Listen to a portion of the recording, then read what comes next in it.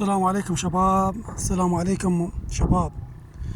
اليوم احنا في منطقة الشيب، على طريق بازرقان، الشارع تبليط يطلع على طريق بازرقان. هاي حية صحراوية، وهسه راح اراكم اياها. تقريبا داعمة الصبح، الصبح هي تطلع بس بالليل على مود البرودة. وهاي الحي شوفوها، حية أنواع الحياية في منطقة هاي دعمتها سيارة.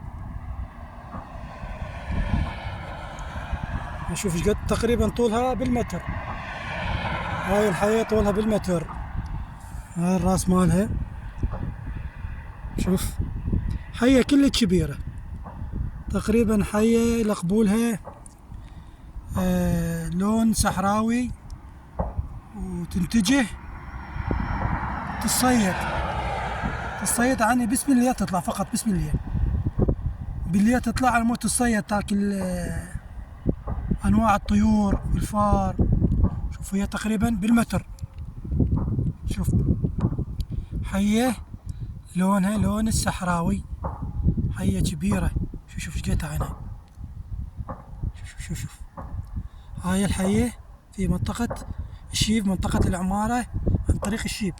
شوف هسه هاي منطقة، شوف السيارات رايحة جاية، سيارات هاي رايحة السيارات تجي.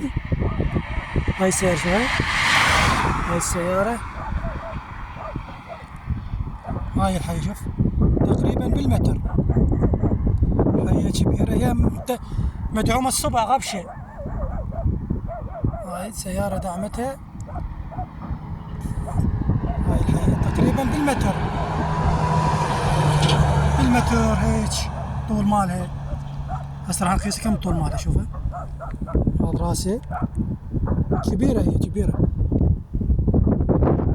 شوف حية صحراوية. شوف راسه شوف الراس ماله كبير، كل كبير راسها. حية هاي حتى تقرص. تحياتي لكم.